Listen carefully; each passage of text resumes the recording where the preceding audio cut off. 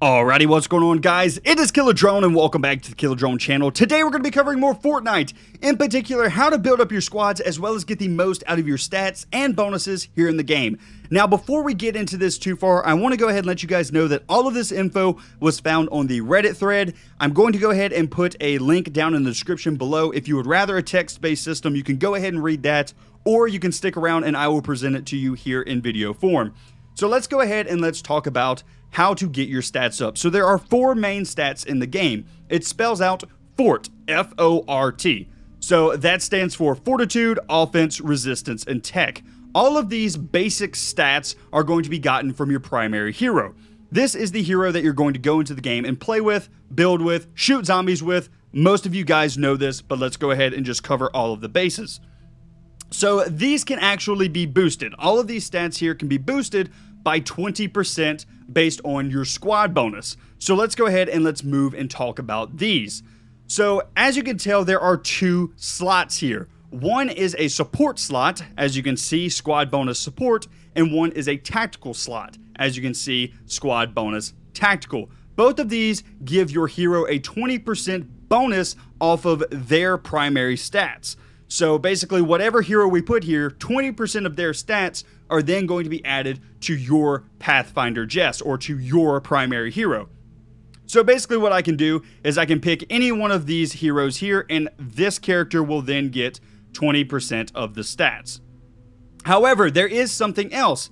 As I've told you before, this one is a support and this one is a tactical.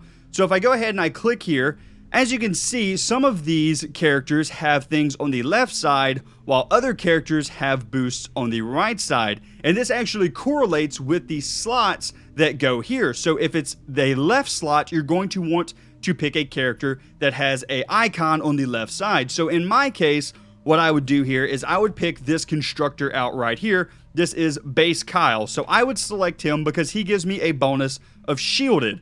As you can tell, I get the bonus here, as well as I now have a bonus here. Also, if you're paying attention, both the health and the shield slot have increased dramatically, and I've gotten more health and shield on my primary hero for whenever we go into the field. I'm going to do the same thing over here for the tactical slot. This time, I'm going to look for an icon that is on the right side. So in this case, I'm actually going to pick another constructor. I'm going to pick Tank Penny, because because she actually gives an ability known as Firewall, and it reflects 15% of melee damage when the shield is up. So I'm going to go ahead and pick her. As you can see, my health and my shield both went up, as well as I got the new Firewall bonus, as you can see right here. The next thing in this particular screen is the mission defenders. I will go ahead and let you guys know that these do not matter whatsoever for your squads. As you can see, I went ahead and I put a common here and a uncommon here, and neither one of my stats increased at all. And even if I put in an epic here and another epic here, it doesn't affect these stats. So these guys are only here if you get stuck in a mission and you need AI help. If you need somebody to come and help you out if you're playing solo or something like that. So without further ado, let's go ahead and let's move into the squad system and let's talk about how to position your survivor squads. Alrighty guys, so let's go ahead and let's continue into the squads, because we can actually boost our fort stats here as well. So the defender squad and the expedition squads don't actually give any buffs to your fort stats, just so you guys know. The defender squads, actually, you can put 2 defenders in your base, or however many slots you have open. In my case, it's 2. So I actually have 2 defenders in the Stonewood base that are helping me defend the base. Your expedition squads, however, you can actually send heroes out in order to collect materials. So in this case, I could send out a hero to collect wood over 4 hours for me if I was to choose to do so. However, neither one of these are useful for what we're trying to do in this video. We're trying to boost our stats. So we're going to move into the survivor squad. So let's go ahead and let's move in, and we will use the EMT squad for an example here. In this squad, we actually have what's called a squad leader and a normal squad person. So here's the lead survivor, and here is just a normal survivor. The lead survivors are actually a little bit difficult to get. You have to get them from a loot llama or some other type of method. I think you can earn them from quests as well, but don't quote me on that. What you want to do with these guys is you actually want to match their profession, if you can, to the type of squad that they're going to be put in. So obviously this is a EMT squad. I'm going to want some type of doctor or surgeon to be the leader if we have them available. So in this case, I have this lead surgeon here who is a rare level. I could also pick this surgeon here who is an uncommon level, but he's not going to give me quite as big of a boost because he's only an uncommon. He's not a rare.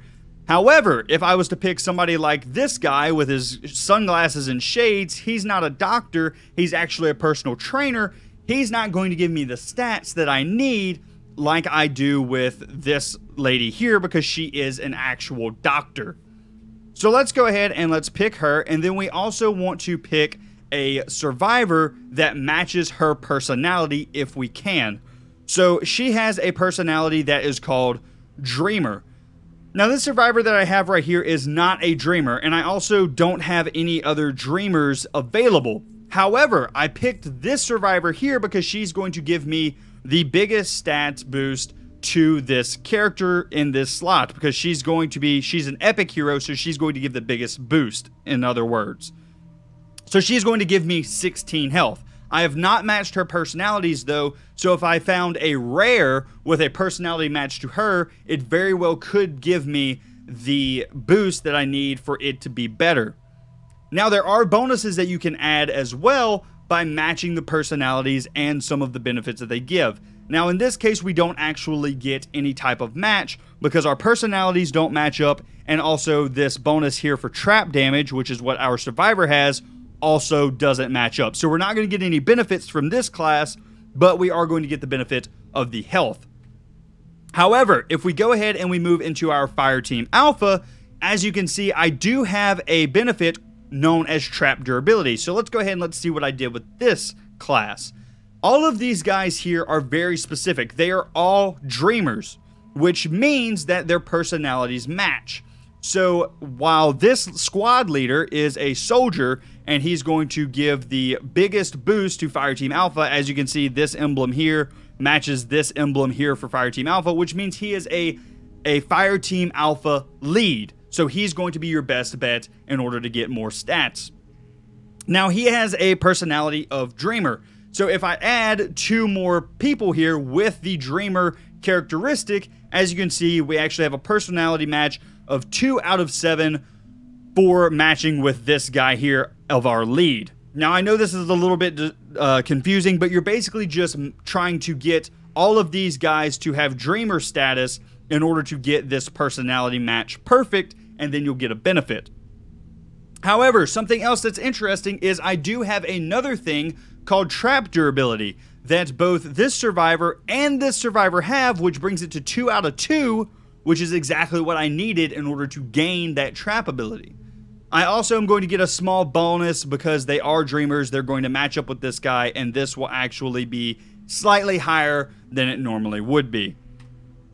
Let's go ahead and let's move into Corps of Engineering. This also doesn't have any type of personality match, but these were my 2 highest level characters that I had, as well as you can kind of tell if I show you guys. See, these guys, they have one of these personality things lit up. That means that they are okay for this job. They're not a bad pick. However, if they have something like this lady does here, she's a bad pick because neither one of these slots are lit up, right? It's kind of an easy way to tell. If it's grayed out, then it's not a personality match. Let's go ahead, let's head over to the scouting party. This lady here, she has a personality of cooperative, so I picked one survivor here who has a cooperative personality. It's really not that hard. I know I'm making it seem a little bit difficult, but it's really not that bad. Basically, just try and match the emblems if you can, and also pick out a survivor who is going to give you the most per party. So this lady here, she's actually supposed to be a gadgeteer, so she would actually fit best over here in this slot. However, I don't actually have this unlocked, and she is my best lead survivor that I have right now that'll give the biggest bonus. I hope that I made sense of all of this, guys. There's a lot of information there, and as I've said, you can check the description down below for the Reddit post if I'm not explaining it clearly enough for you guys. This guy does a very good job of explaining it, and it's really good. So as you can tell, From how I've built my survivor squad, I'm getting plus 39 to fortitude, plus 37 to offense, plus 33 to resistance, and plus 24 to tech. Anyway, guys, that's going to be it for me. If you did enjoy, go ahead, leave a like on the video. If you did not, go ahead, leave a dislike. That's fine with me. As well as subscribe if you're new around here. I would love to have another member of the Drone Army, as well as a link to the Discord and Twitch is down below in the description if you would like to join either one of those. Anyway, guys, that's going to be it for me. I hope you enjoyed, and I will see you in the next one. You guys have a great day.